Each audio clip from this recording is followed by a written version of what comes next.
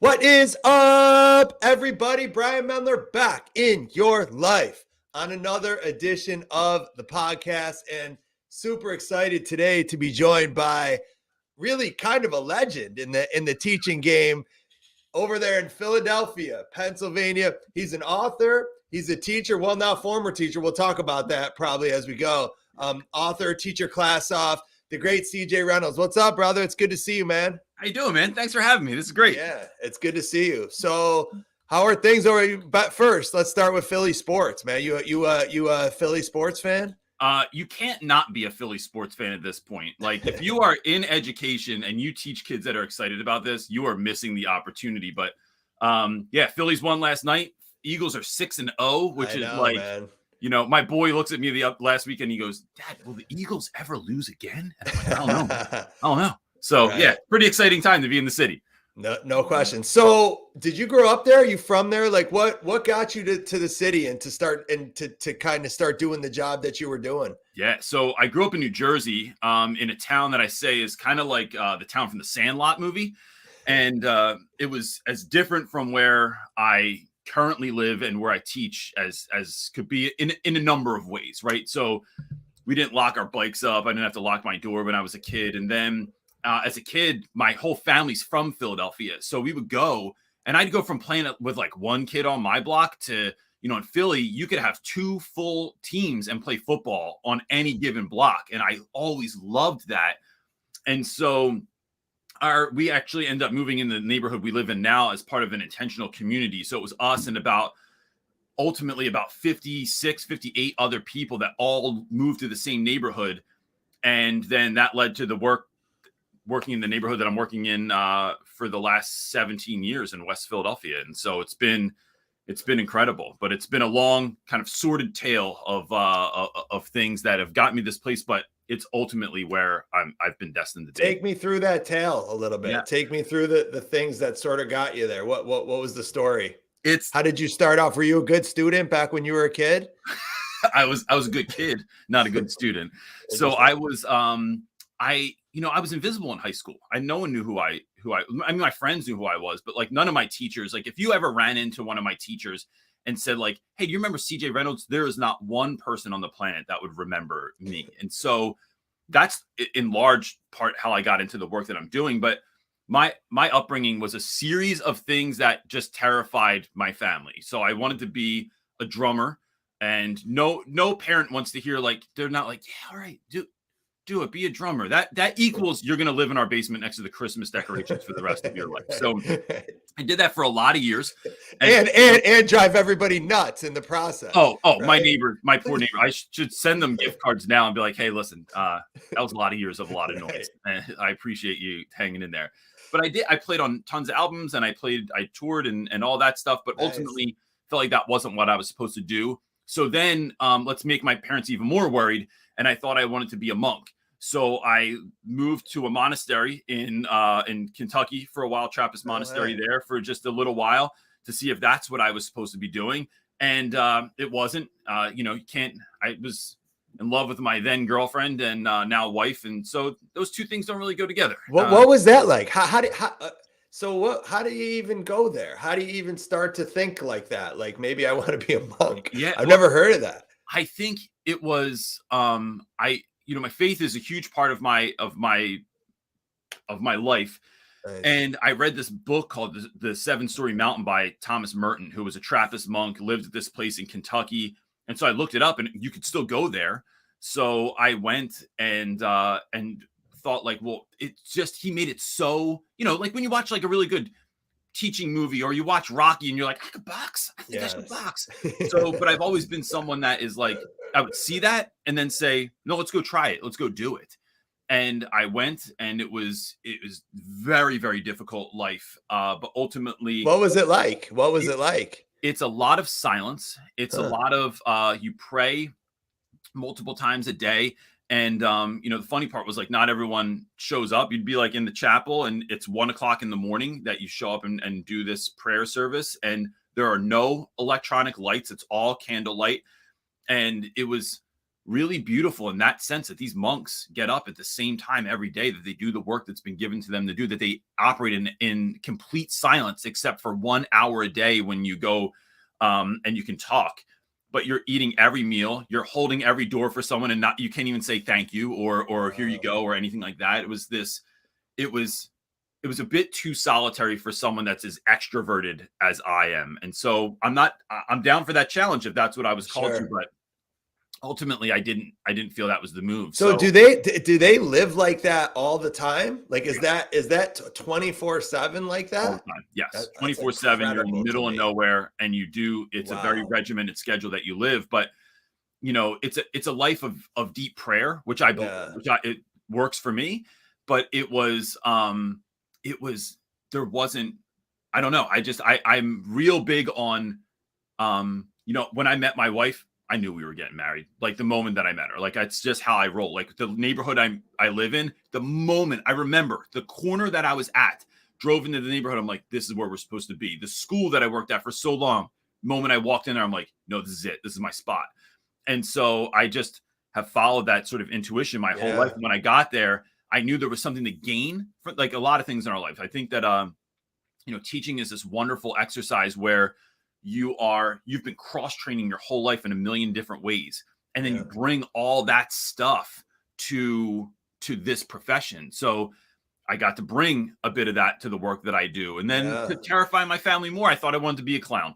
And so I practiced being a clown. I rooms filled with balloon animals and practiced walking upstairs on my hands, but I didn't want to be like a Barnum and Bailey clown. I wanted to travel to parts of the world where folks might have felt like they were forgotten and show up and love people. So we lived in Zambia and South Central Africa for 2.5 months and worked at an AIDS clinic there, and day in and day out, tried to just show up and make people smile, and gave out food. And, in a hospital that had no electric lights, also at night, handing out glow bracelets is a really mesmerizing thing to folks that have never seen a glow bracelet before. And I'm like, man, you just get them at the dollar store. And it was this incredible thing. And so those three kind of like markers brought me into education, because I could care for people deeply. I could be a public fool. And it's kind of like being on stage every day. It is. It's so much like being on stage every day. Yeah. What are some things that you learned like from those experiences that you directly took into the classroom? I think, we have this idea that we talk about in our book and in the work that we do of sprinkling magic, right? Which is it's not recreating the wheel. It's like putting, let me put a late 90s reference. It's like putting spinning rims on the wheel, right? So we would show up, and I couldn't fix the hospital. I couldn't fund the hospital. I couldn't, there were a lot of things that were really limiting, but I could just show up and see someone that thought they were invisible and let them know that they were visible. I could show up and, this one day we were in the hospital. I had this little tiny thing of bubbles that like you would have at a wedding. And I was sitting next to this kid, and he had malaria. And the way that it works is you're in this room, there's no TV. There's like 100 people in the same room, and they're all sleeping in these metal cribs. And you'd have one parent that was allowed with you, and the parent would sleep in the crib as well. All day, you're just sitting in there. And I went in, and I had these bubbles, and I started blowing bubbles in the corner. And this woman's face lit up like it was the greatest thing she'd ever seen. And she picks up her poor son, and she's like, look, like telling him to look at the bubbles. Well, then she starts yelling it. And before I know it, there are like 100 people surrounding me, and I'm blowing bubbles, and I'm holding it up for them to blow bubbles. But they'd never blown bubbles before. So they're like trying to force the bubbles out. And it was this whole moment. But all I did was bring in tiny little bubbles. And so moments like that, moments like showing up and being part of a community, right? Whether it was the monk, whether it was the band, whether it was living in Africa with this small group of individuals we were working with, it was that requirement to be a part of the community, knowing that you can't do any of the work that we're doing on your own, right? You can't run a monastery, you can't run a school. I thought I'd be the only one in my school, but that was like me. But no, it was about finding others, building that community, and then finding ways to sprinkle magic on your classroom and on your school and on your community that ultimately was where we ended up finding a lot of success in the work that we were doing. Incredibly powerful. So how did you decide to go there? Like, how do you even figure out, like, here's where we're going to go to get this whole thing started? And also, what was going on with you? Like, was there just like a burning desire inside to feel like you wanted to help more people? Yeah. I think I grew up in a house that was just like that. My mom was the president of the foster association where we lived. And so when I was a kid, my mom started bringing in tons of foster kids, and they would give her like the kids that nobody else would take, right? The kids that would like set their diaper on fire, the kids that were, would eat all of your food in the middle of the night because they were never knew when they were normally going to get a meal. And so coming from a family from like that, and coming from like a parent like that, I was always kind of in me. I also lost my dad when I was 4 to brain cancer. And so growing up without a dad, there are all these moments in your life that these things happen. And then when you become an adult, it is really thinking about who did I need when I was a kid. And so that's what ultimately led me to education. Was in the 9th grade, I just thought I was invisible. I thought I literally didn't speak to anyone in my school in the 9th grade because I thought I had this running dialogue in my head of what I'm saying doesn't matter anyway. So no one wants to hear what I have to say. So I just didn't talk. And so when I became a teacher, it was like, I want to be a 9th grade teacher. And I want to teach a class where it gives children an opportunity to share their story, to share their voice. And even if they don't want to, I want to just keep reaffirming this idea that you matter, that what you say matters, that your story matters, that where you're going matters, that your dreams matter. And so that's where a lot of that sort of came from, was finding folks on the margin, and not, I don't want to send the wrong message to teachers, not in some sort of savior way, but in a way that was like far more empathetic, far more like about, this is about you. It has zero to do with me. And so that's been a running theme in my life and in my work since the beginning. That's amazing. That's a cool story. So your mother brings in foster kids. What was that like for you as a kid? Like, by the way, if you're on, say hello. I see CJ's checking out the comments. I am too. So we're trying to do 2 things at once, but feel free to comment, say hello, leave your questions as well. He's got a lot of good strategies for behavior kids. So if any of you have any, feel free to leave them. What was that like though? I'm curious, growing up in an environment where you're constantly having kids come in and out, and did any stick, or did they always kind of come in and then go back to somewhere else? So at that time, you were only supposed to have it was 3 foster kids in any given home. We had 7. And because my mom just wouldn't turn anyone away. She was what was known as an emergency placement. So child is in some sort of dangerous situation. The state pulls them out, and then they need somewhere to put them right away. Even middle of the night, we'd wake up and there's a new kid in the house. Oh my gosh. And it was a lot of bunk beds growing up in my house. And, my mom was, but that's just who she was. Even my wife, my now wife, lived with us because her dad went through a really rough time in his life. And my mom met him one day, and she was like, I remember I'm sitting in this milkshake joint with my mom, and she goes, "Do you love that girl?" And I said, "I do." And she goes, "Tomorrow you're going to go down and pack up all of her stuff, and she's coming and living with us." And so, but that's just how we rolled. And so even my friends, my mom didn't lock the front door because my house was the spot. I'd come home and dudes would be just hanging out, smoking cigarettes back in the day, talking to my mom in the kitchen about their girlfriends or whatever they were going through. My mom was just that person. And it was chaotic to say the least. There was a lot of trauma that these young people were going through that I had zero idea how to process or to help them process or from even knew how to kind of live through. But, my mom passed when I was just after my 22nd birthday. And, but I will say there was this kind of incredible moment where my mom got sick. She had stage 4 lung cancer, and folks just showed up. Folks that had watched my mom from afar, and one family adopted, there were 6 brothers and sisters, adopted all of them. And they're this really wealthy family from New Jersey, wealthy enough that this is my metric. They had a study, and they had one of those ladders that was on wheels that they could roll across the line. That's just that's. I mean, you say adopt 6 kids. Mean, right? Well, I know what it costs to raise 3. So out of Man, nowhere. Like they just adopted the whole family. amazing. And then everyone that we had living with us got adopted before my mom passed. And so that was like a huge sigh of relief from my mother. But it was a wild household. It was a great household. I mean, it was always full. I grew up with a bunch of Jewish friends that like my mom was like, do they have anything to do on Christmas Eve? I'm like, no, let's go to the movies. And she's like, tell them to come over. And so we'd have like all these like Jewish families in our house during Christmas Eve, like just hanging out, partying and stuff. That's who we were. What did she do? What was her profession? Because she raised you as a single mom?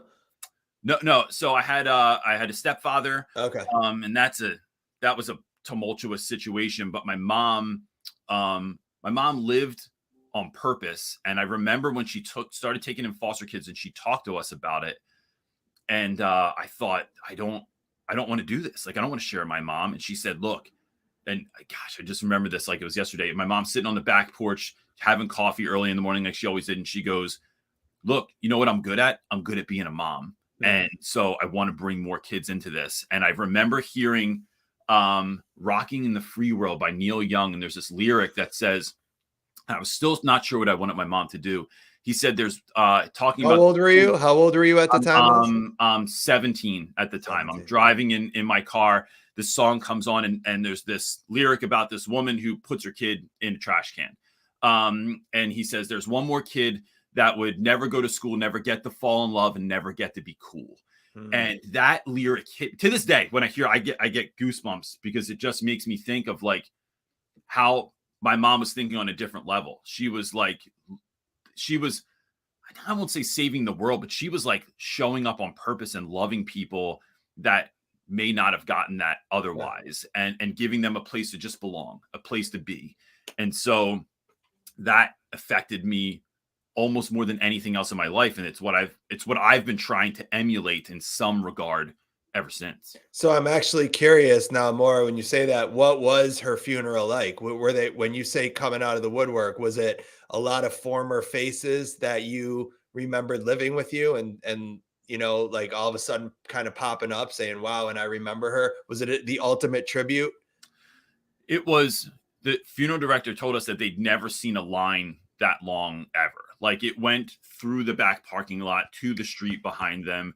My mom did a lot of work. My brother, the only reason my brother stayed in high school was because he was in the marching band. So my mom threw everything into the marching band and helped like fix costumes and make flags and all this stuff. And the marching band showed up in uniform in the funeral procession. It was something unbelievable that I wish I could now see almost from afar, right? Because like you're in the middle of that and my mom was such a huge part of my life. And so losing her was so unbelievably crushing that you're kind of in a fog in that moment. But I remember like, it felt like we were standing up at that casket, shaking hands for, it was 3.5 hours. I remember we were up there until they cut it off. Wow. It was unbelievable.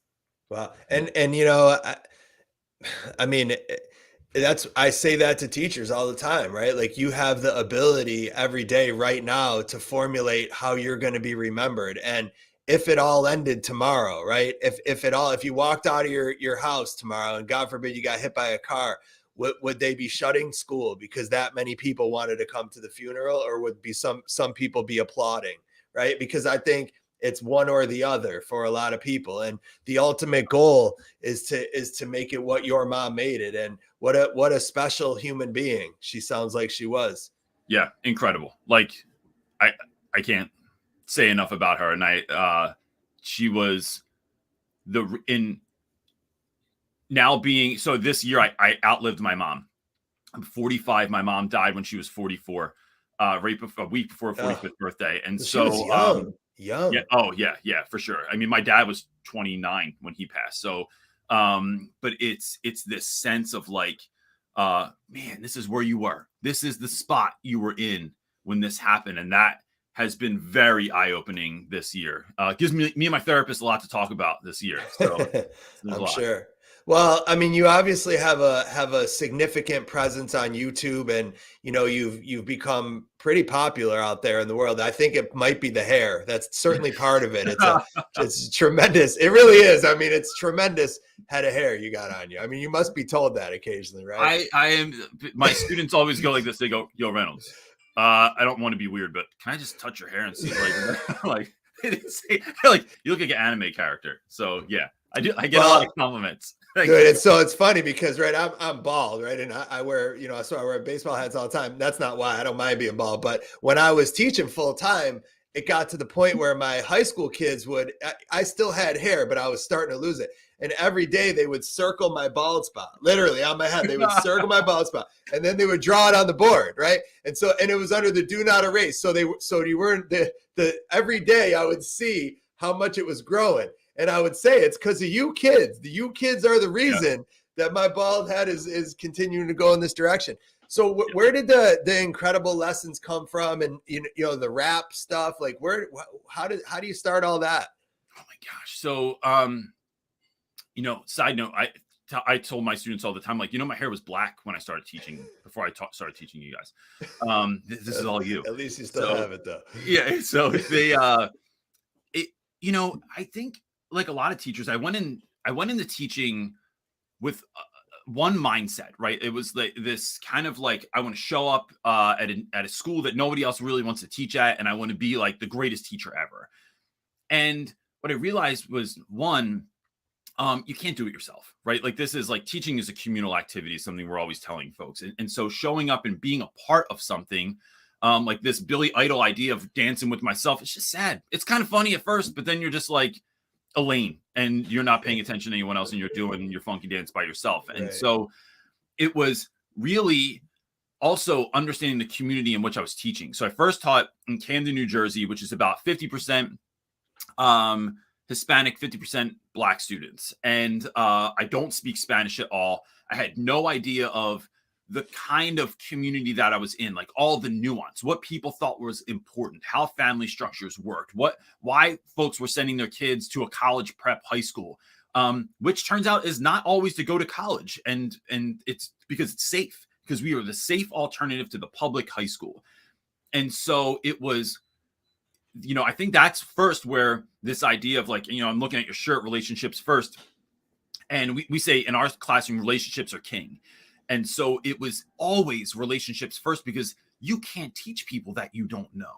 And so that was the first big shift of, I need to find people to do this with, to align myself with, to be in community with, to share wins, losses, to help brainstorm about stuff, because I realized that there's a lot of stuff I'm not good at. And then building relationships with students and with parents, so that I had a real sense, the truest sense I could, of where I was teaching and who I was teaching and what was needed. And then I get to look at me and think, well, what can I bring to that? Am I someone that can bring something to this? And so that has shaped my classroom since February of my first school year. Like, it took me a few months to figure that out, but in retrospect, that was like actually pretty fast learning. And then we just started creating stuff in the classroom. And that I learned that was so much more fun. I did this lesson my first year of teaching for Black History Month. And I went to like old standby. I went to Martin Luther King Jr. I Have a Dream speech. We're going to do persuasive essay around this. I built this lesson I thought was so awesome, so fun. And no kidding. 5 minutes in, Reynolds, can I go to the bathroom? Mr. Reynolds, I got to go. Can I go to the bathroom after them? And it's just like, oh, that's how you know things aren't going well as a teacher. As soon as everyone wants to go to the bathroom, you've lost them. So I got so pissed. And I remember telling the kids, I was so defeated that no one wanted to do this thing that I created. Mm-hmm. And I said, well, what do you want to do then? Like, really? Like, I don't understand. Like, I came up with this thing. Here's what I want to do. I want to make school fun and dynamic and engaging and something you want to show up to. And I remember kids saying, well, like, we've done this already. Like, why can't we do something about music or poetry or what, they start rattling things off. And they're like, what if we made a museum in our classroom? And I was like, oh, all right, now we're talking. So it turned into this project that was the Harlem Renaissance Museum. Everybody got a certain individual that they found that was around that time period, and they all made exhibits. And when I tell you that kids, it was the first time I'd ever seen students, like, I showed up at 6 every morning. I didn't leave till 7:30. I'd have kids go home for dinner and come back to school because they just wanted to keep working. We had music on. I mean, it was an incredible experience that the students decided they wanted to do.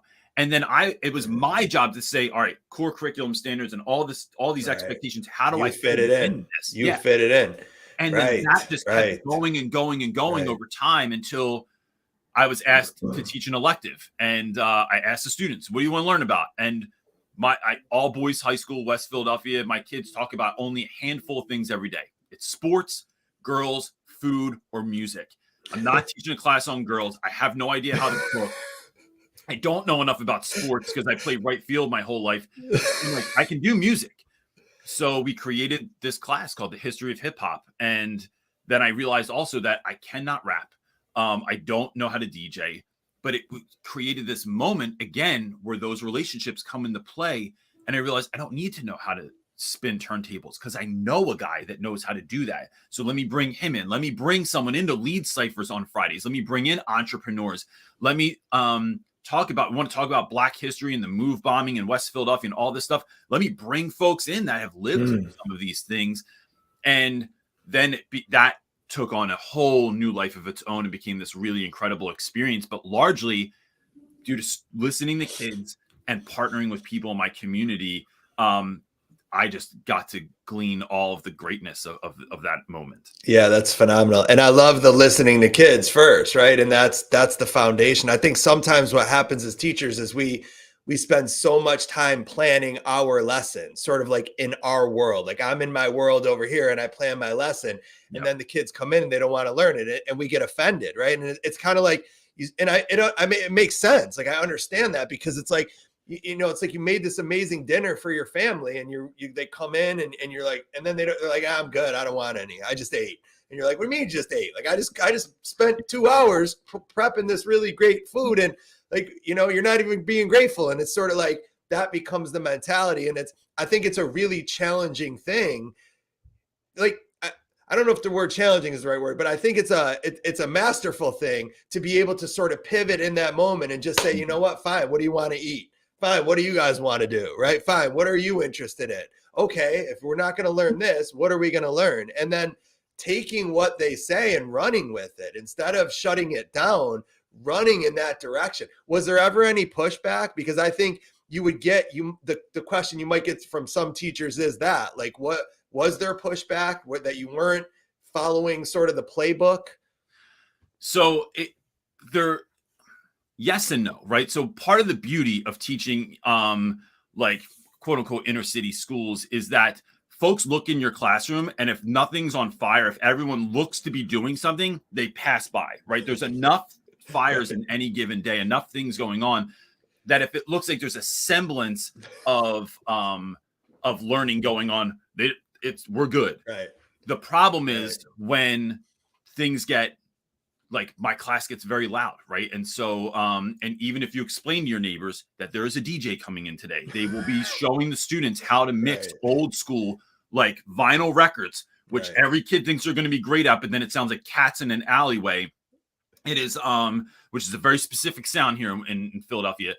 It is, it's going to get loud. That when we are outside doing something, and I'm sorry that everyone else's class can see us, but there's only so much room in Philly. But I have a graffiti artist that comes in, that I have, we're reenacting something. We're acting out the end of Lord of the Flies. And it's this wild moment, or we're making fire in the field next to the school because no one ever believes that you could make a fire out of Piggy's glasses. So when that happens and then all eyes are glued to the window, it does draw a lot of negative attention from some teachers, but that's what I meant by sometimes by people almost like, I'm not going to say the word jealous, but sort of like looking at you like, look at what he's doing. He's so great versus, what I'm doing. Well, then Brian, to pour gasoline on that fire, make a YouTube channel about teaching. And then it's like, it all hell, breaks loose. But ultimately, one of the things, like for anyone that's in that situation, one of the things I found that worked was inviting people into your awesome, right? Like, so when we'd have a DJ come in, I'd find those teachers that were aggravated by it. And I'm like, why don't you come in? Why don't you come in? And the kids would love to see you try and scratch a record, to try and see you transfer from one turntable to the next, for you to capture a beat. And by and large, that works really well, because the reason your neighbors might be calling the cops on you when you're having some incredibly awesome party is because you didn't invite them. Right. If you just invited them, no Right. one's calling the cops. Right. So that's one of the moves that we started doing, was like inviting people in to some of the awesome stuff that we were doing in class. So how many years did you spend all in? 17 years. Okay. And then what was the decision like to leave? Why did you leave? What are you doing now? And was it an incredibly challenging decision? Because I feel like at the time where you're 17, you're sort of like at that point where, I mean, you're on the downside of the whole thing. And it's like, so it had to be a really challenge. A lot of people think it's easy to leave teaching, but when you actually really look at it and you look at the retirement and the health insurance and all the things that go with it, it's a pretty secure job. It is. And when you are in it long enough that your classroom is in large part like a well-oiled machine, like you're still challenging yourself and trying new things. But I didn't spend all weekend lesson planning. I didn't take any work home to grade. Like I knew, my people ask me how I lesson plan. I'm like, I just drive into school and I just think, like, where are we? We're in this book at this time. Okay. Yeah. This is the thing that we're doing. Like that was my process, right? Because you've just done it for so long. Same. And on top of that, half the stuff is like, and then usually while I was thinking that, I'd be like, unless this kid walks in with that problem, or that kid didn't sleep last night, or this happened with that kid, and then I'm going to have to do this, and this. There was always so many offspring of the thing I was thinking anyway, that to try to write it down would have been almost got in my way. You know what I'm saying? For sure. And it's also just not how I teach, right? Like, we talk about this idea in our work of like, teach like a DJ, that if a DJ, a good DJ, if you're at any wedding, puts a song on and it clears the dance floor and everyone goes to the bar for a drink or goes to the bathroom, they don't just leave that song on. Their job is to keep people dancing and having fun all night. So they got to read the crowd. What song's going to work? Am I putting on the Four Tops next? Oh, that's bringing some people back. So now maybe we're going to jump to the Supremes after this, because folks are getting down with this Motown thing. It is reading your room and then knowing how to deal with it. But Brian, I'm sure you see this too. Like that kid that does show up, the X factor, that variable that you might not be counting on showing up, being sad, angry, depressed, overly excited about something. After 17 years, you've seen that kid 100 times before, right? They had a different face, a different name, but you've seen that behavior. So by and large, kind of what the next moves are, who you're going to go to in the building, what parent phone call needs to take place, the meeting that needs to happen. All the things. So there is a lot of security in that. And there's a lot of joy. It is such a great job, because you don't just see kids as a problem or an issue in class, because where that can get to. One of my worst students I ever had, he made my hair want to just all turn gray overnight. Called me last week. I was on my way to a conference in Ohio and called me to just check in. Reynolds, what are you doing? Teach Better. Shout out to Teach Better and all the people there. Yeah. Shout them out. Yeah. Yeah. I'm going to try to get there in the future. In fact, I'm having a bunch of their crew going to come on the podcast in the next few weeks. It is fun? Real quick, like the best conference I've ever been to. Wow. Not because, you're in middle of nowhere, Ohio, right? There's there's not thousands and thousands and thousands of people there, but the folks that are there about it. It is, they got a core group. It is at the same time incredibly inspiring. And then you go home and you're like, man, why don't they teach in my kid's school? Like if all these people taught together, it would be unbelievable. So it's so nice to feel like though that those people are still out there, because it's, a negative sentiment has kind of overtaken the profession over the last couple of years. And I think it's nice to remember that, there are a lot of people out there who still love the kids and love getting to do what we do. Yeah. Which is what makes it hard to leave, right? Like you do this thing and it's so life-giving, but, and look, teaching in Philly, there are a number of just things that are hard every day, right? There are regularly, there'll be shootings and the students can't leave the school. There's some kind of police activity down the block. So you got to make sure kids are going another way. You hear about beef that's happening on the street. So you and your community of teachers have to like populate certain corners just to be a presence so that something doesn't pop off.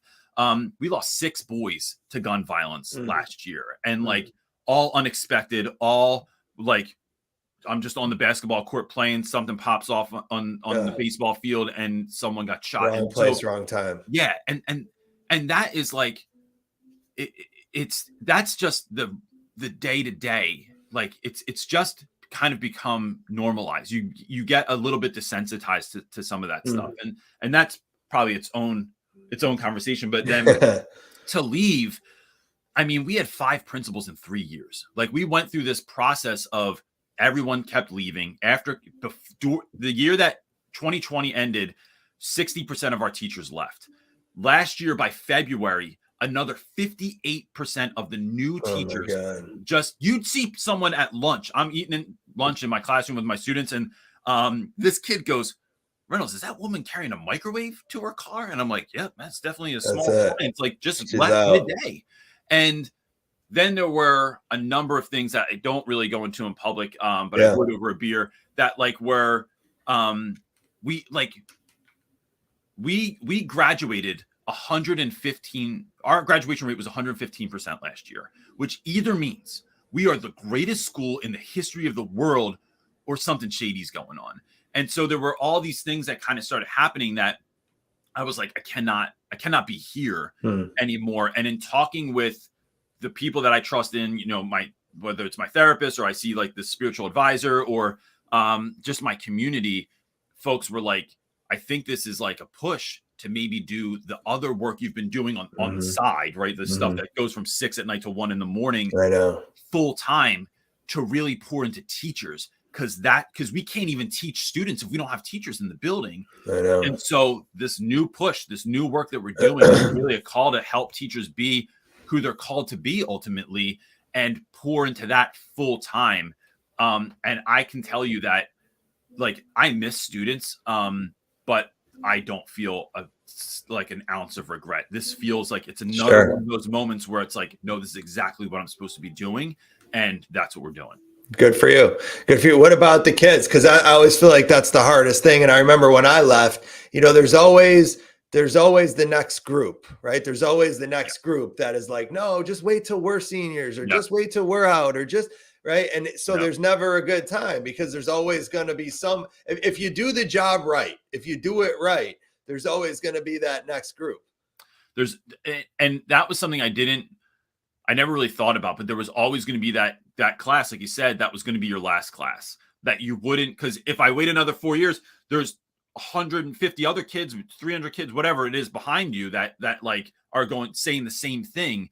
But dude, Brian, we've been blessed in our life to like really build connections with students. That I have kids that the young woman that wrote the foreword to my book, who starts my book by, I think her sentence is, when I first met Mr. Reynolds, I hated him.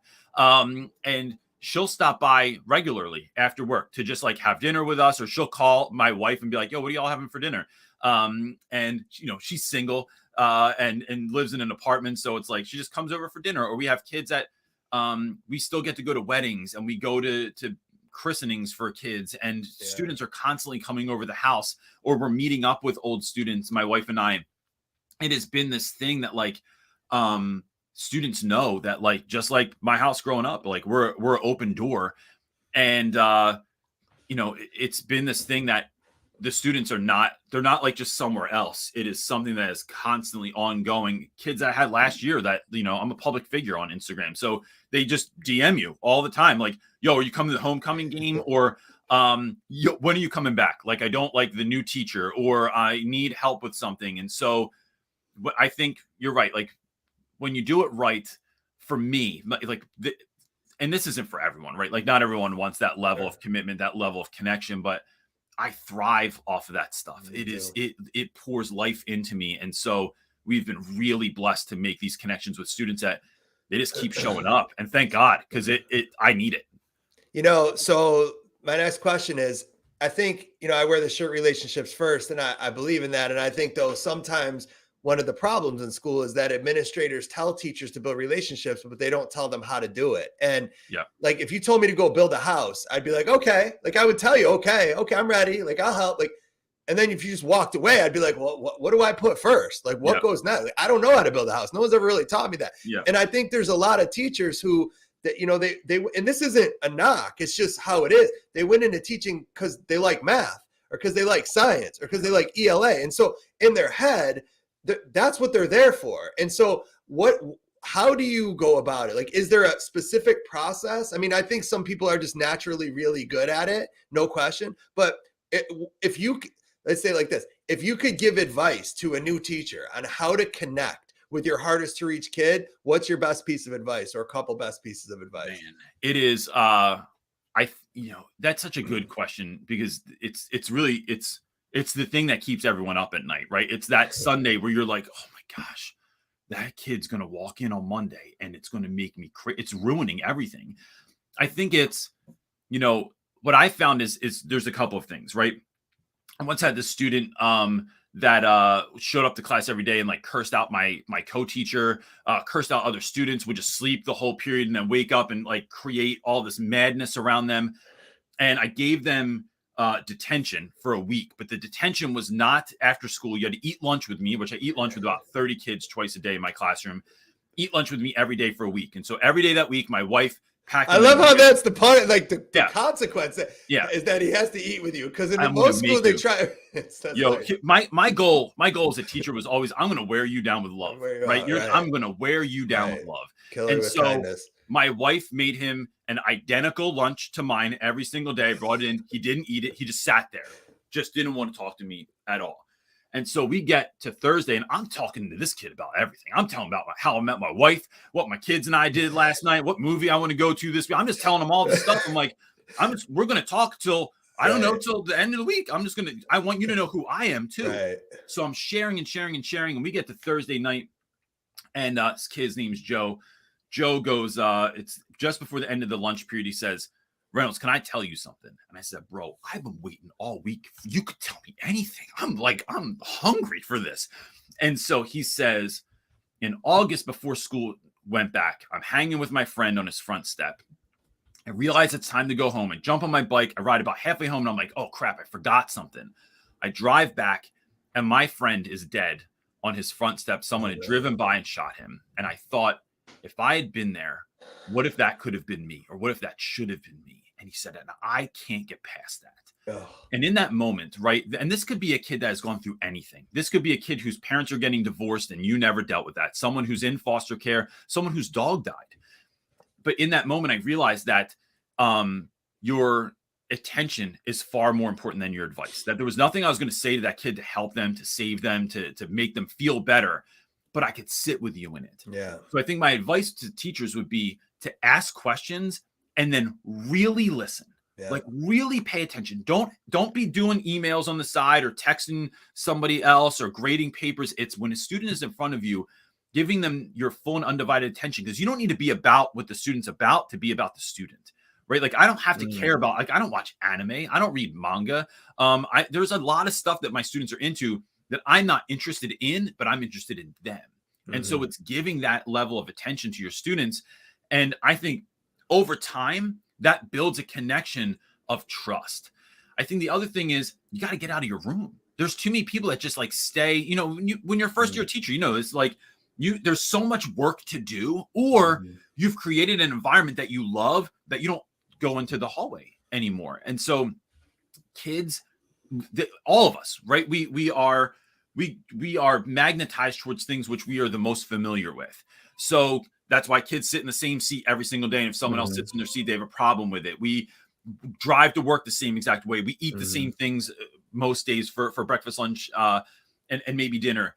We gravitate towards the things we're the most familiar with. So when kids are familiar with you, when you are familiar face, whether it be in the hallway or in the classroom or after school, and you're hanging on the sidewalk out front, just making jokes, telling stories, doing whatever, kids are familiar with you, and then they will come to you with stuff. And when kids can unpack their crap, every kid wants to be great in school. But when they don't believe that they can, when there's too much other stuff holding them down, when we can help children to just unload their burdens, that can be enough to help them want to find success in school. And I think those two things alone are the game changers. And I think, I'll speak for myself. I know I do this, and I talk about this in my workshop, that I frequently in my life, not even just sometimes, but frequently take out my biggest annoyances, aggravations, and frustrations in my own life on the people I actually love and care about the most. And I think most people do that. And I think sometimes, we take things personally as teachers, and the reality is most of the time it's not about us. It's not about you. It's about something else going on in that kid's world. And, when you live on the front line, sometimes you get run over. I mean, that's how it works. And that I was often the first person that the kids saw after they didn't have dinner last night and they didn't have breakfast this morning and they survived an abusive night of parents screaming at each other. And here they come into my room and they see me. And so I'm the place to unload.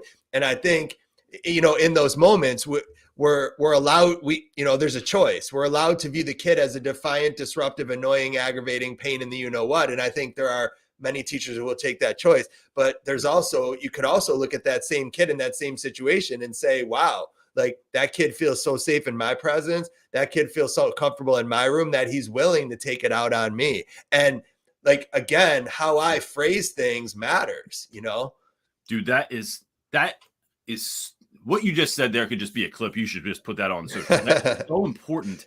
Right.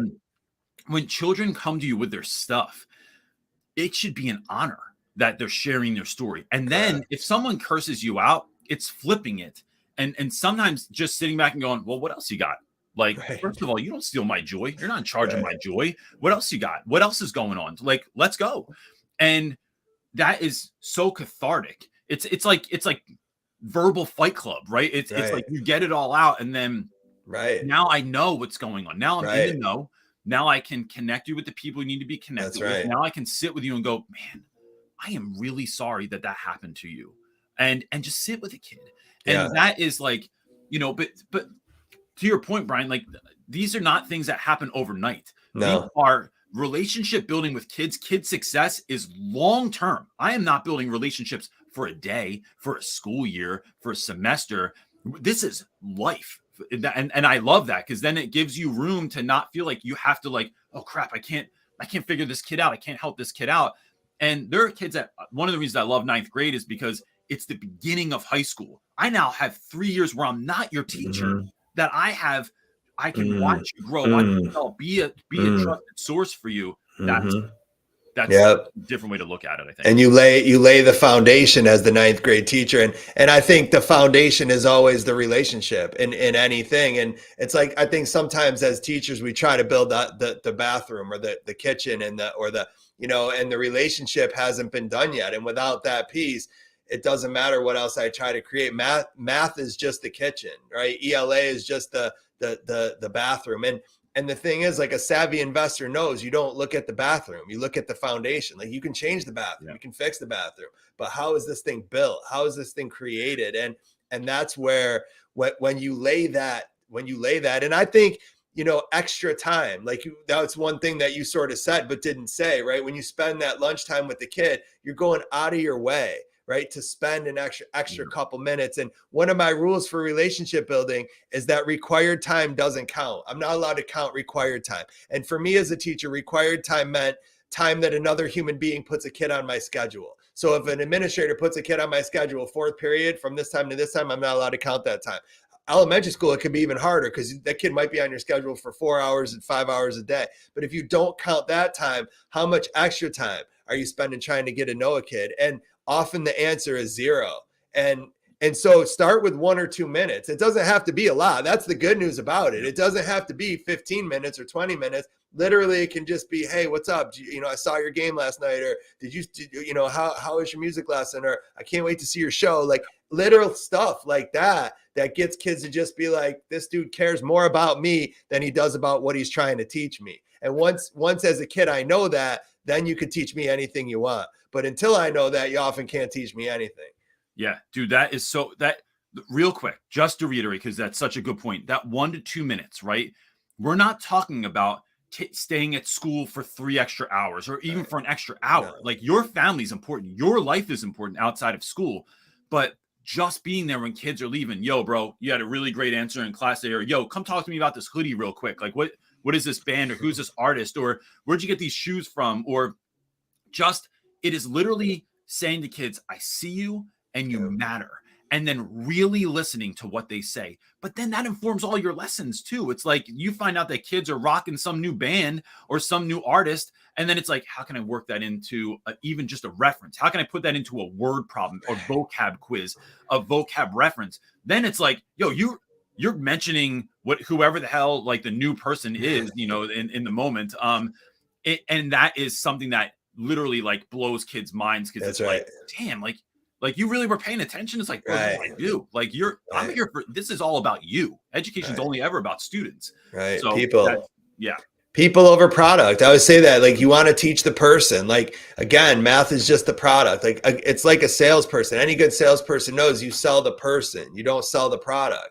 But you get to know the person. What interests them? What do they like? What do they do? Where do they go? And then you connect your thing to that. It's why I always say it's why the social media companies are so rich, right? Like Facebook and Instagram, that's really what they've done. I mean, they've done a masterful job of building relationships with their users. They know everything about us. They know where we go. They know who we go with. They know where we shop. They know what we're interested in. I'm telling you that Amazon knew that I was pregnant with my third kid before we knew. I don't know how they know sometimes what they know, right? They seem to know everything about us. But seriously, like, and so what does that do though? It changes the game of advertising, right? It allows them to drop products in our feed. I mean, nobody really goes on Facebook or Instagram to go shopping. It's not like, let me go shopping. Where am I going to go today? Let me go on Amazon, or let me go, Amazon is where you go. Let me go on Instagram, right? No, you go on Instagram to be nosy, right? You want to see what people are doing. And next thing you know, you're scrolling and you're like, oh, that's a cool product. Look, I never saw that before. Let me click on it. And next thing you know, you're 4 clicks deep, right, into a product that you never, and the only way they're able to do that is by knowing us incredibly well. And what's crazy about the social media companies is it's a one-way relationship, right? We don't get to know anything about them. Or you ever try to call someone at Facebook or like get a hold of, like, you can't, I don't even know if there's anyone there, right? So imagine if it was a two-way street, which is what it can be in school with teacher and kid. Facts. It's absolute truth. So it's the game changer, I think, for a lot of educators. No doubt. Listen, these times go quick, man. Any last, those are great. Any last bit of advice that you want to give people? You know, I promote yourself too. People want to know just your book and your info, so feel free to promote yourself. Sure. You know, anything about us, you can just go to Real Rapper. The hair. Yeah. Pat's or Geno's or neither. Is it neither? No. When you live there, it's probably neither. Jim's on South Street. Jim's. Yeah. Jim's. Is it? Are you a whiz guy or a regular cheese, American cheese? American with. Me too. American with fried onions. I don't understand the cheese whiz concept. I don't understand that. To me, that's no dice. I don't want any part of cheese whiz. Yeah, you know, I think I don't know. It feels like a decision made drunk at a 2:30 in the morning spot at Pat's and Geno's that you're like, you know what, this might sound like a good idea right now. I think that's where that originated from. It wasn't like around a conference table. So are you straight fried onions or do you go mushrooms and what else? Anything else? Fried onions. And then teaching in West, my students get everything on a cheesesteak. So then you start putting mayonnaise on there, and then you're like, all right, guys, listen. After 40, you know, my pants are letting me know that no mayonnaise on no cheesesteaks actually, and it has to be limited. I'm not 20 anymore. I'm not a mayonnaise guy. No, I'm a hot sauce. I like spicy. So like for mine, I like mushrooms, onions, hot peppers. You can put, I mean, I'm a pretty much everything guy, but no mayonnaise. I'm not a mayonnaise fan. Yeah. There's a great scene in the new Fresh Prince of Bel-Air where they're in the first episode where they're at this corner spot and they're having a conversation of whether or not you put mayonnaise on a cheesesteak, and someone was like, what? And I'm like, you know, it's a West thing. Like in West, that's all I would get it. I would get a cheesesteak without, and they're like, Reynolds, that's so dry. How do you even eat that? I'm like, what are you talking about? So yeah, you go where the kids lead you sometimes. Yeah, but you know, and I think that's part of, like, you know, if I was to give any advice to new teachers or folks that are struggling this year or folks that are just trying to level up, right? It's really bridging that gap, that community with your students, connecting with them. and their parents. You know, like find out as much as you can about your students so that that can influence the type of class that you're going to have, the things you're going to talk about, the things that are interesting to them, and reaching out to parents with the same thing. You know, like one of my favorite things to do as an educator, and this is something everyone could just do like on Monday. If you communicate, whether through email or through a phone call with parents, and ask them just 3 things. 1, what was your kid's favorite class of all time and why? What was your kid's least favorite class of all time and why? And what do I need to know about your kid that's not going to show up on a 504 or an IEP? And just parents don't even know how to answer those sometimes because no one's ever asked them. But they know, even parents that struggle at being parents still have known their kids for far longer than you've ever known them. And so it's going to really influence what your classroom looks like. And then look, don't wait to be the teacher you dreamed of being. There's too many people I talk to. Like, I mean, I'm sure you see this in the work that you do as well. Like folks that are waiting for 3 years and a day till tenure kicks in. Folks that are like, well, let me get a feel for what this looks like first. That makes about as much sense as dating someone for the first time. And you're like, I'll start being myself 3 years in a day. What? Are you a psychopath? Like, no, you need to do it now. You need to know all of your weird stuff and all your great stuff now. No. So it's be it now. And we just need it now more than ever. It's true for everything. It's true for everything, right? It's true for, you never know. I mean, you lost your father when you were 4 years old, right? You lost your mother, and one died 29, the other 45. And I mean, I'm 46. Like, you never know when it's all going to end. And that's why I think it's just so important to live that way, to live with no regrets, and to do what you think is best. And, and to continue to try to make the world a better place. And it sounds like you're doing that. Listen, man, I appreciate everything. It was great seeing you. Phenomenal conversation. That was tremendous. My podcast just hit over 500,000 downloads on the actual just listening platform. So appreciate everybody who continues to listen, rate, subscribe, review. Appreciate y'all. Check out Reynolds, man. He's a star on YouTube. What's the channel called? Real Rap with Reynolds, right? That's it. Real Rap with Reynolds on YouTube. Real Rap with Reynolds. It's a great title. Do you do all that yourself? All the editing, and do you get some help, or do you do most of that yourself? For a long time. Now we got a team. You got a team. Good for you. The more you do the work, the more you realize there are better people equipped to do this work. Yes, I know. It's incredible what they can do these days. Appreciate it, man. Everybody, I'll be back with you same time in 2 weeks with Kim Bearden, Executive Director of the Ron Clark Academy. Until then, I say peace. We're out of here. Bye, everybody. Good seeing you. Thanks for joining.